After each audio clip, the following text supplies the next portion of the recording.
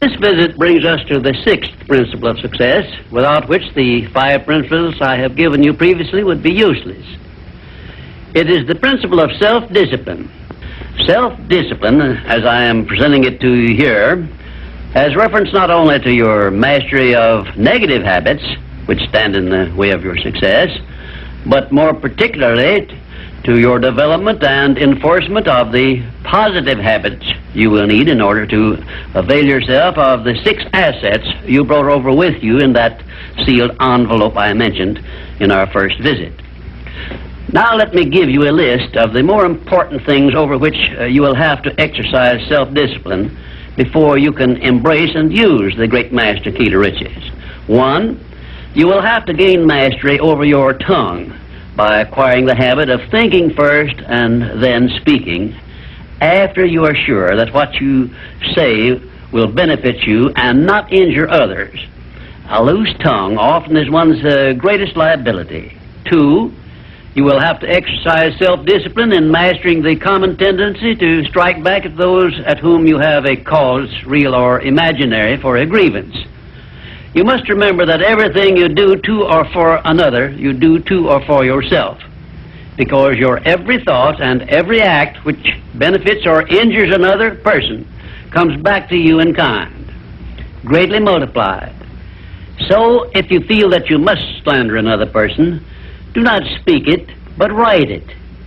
Write it in the sands near the water's edge, then move away from it until the tides have flown.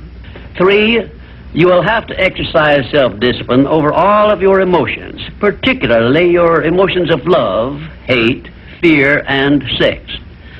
These are the big 4 of your emotions, and they can make you or break you according to the extent of discipline you exercise over them. 4, your mental attitude needs discipline and control at all times. Lacking this discipline, it can, and it often does, drive away friends, destroy opportunities to get ahead, brings on physical and mental illness, develops stomach ulcers, and makes peace of mind impossible. 5, I have reserved the emotion of sex for special mention, because failure to exercise self-discipline over this emotion probably heads the list of all the causes of personal failure. The emotion of sex is the most powerful of all emotions, and it is nature's great creative instrument with which all species of living things are perpetuated.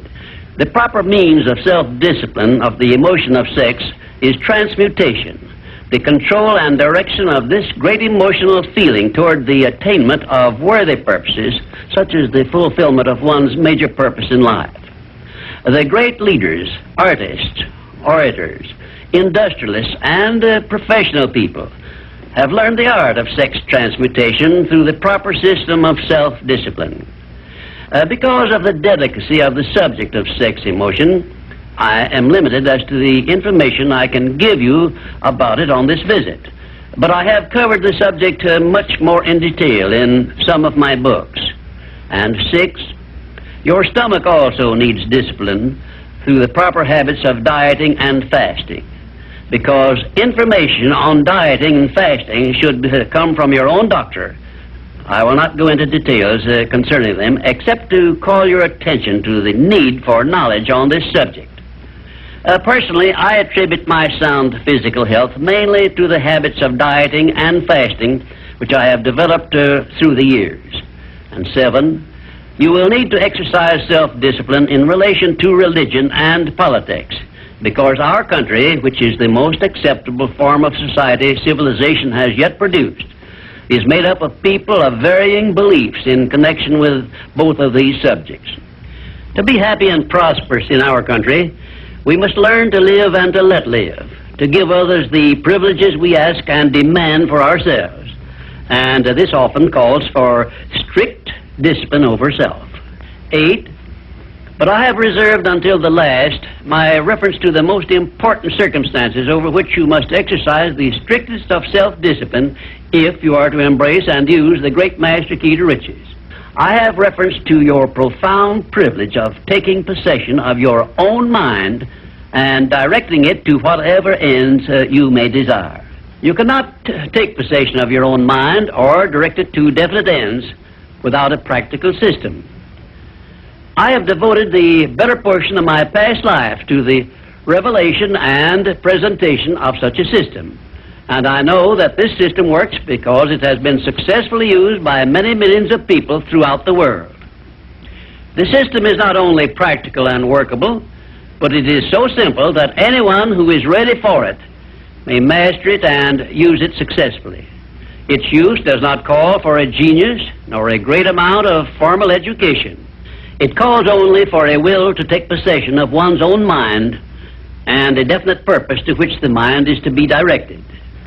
Self-discipline by Thomas A. Edison made him the world's greatest inventor, who revealed to mankind during the first half of the 20th century more of nature's secrets than had been uncovered during the entire previous history of civilization.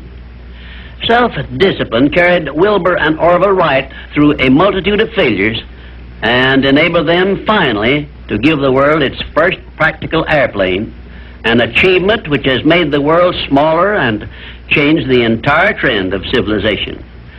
Self-discipline helped Helen Keller to triumph over deafness, blindness, and dumbness, a combination of affliction such as most people never experience. Self-discipline helped me to carry on through years of heart-aching discouragement and defeat and give the world the first practical philosophy of success based on the know-how gained by hundreds of men and women who spent a lifetime by the trial and error method in discovery of the principles which lead to personal success. Self-discipline is among the top-ranking features of all the great religions, including, of course, the Christian faith. And there are some people who believe that our major purpose on earth is that of developing wisdom through struggle and self-discipline. One thing is certain: no one ever becomes very wise without the aid of self-discipline, and no one ever finds peace of mind and happiness without the strict exercise of self-discipline. Self-discipline is the only means of transmuting sorrow into faith. It is the only means by which we may transmute hatred of others into the milder emotion of sympathy for them.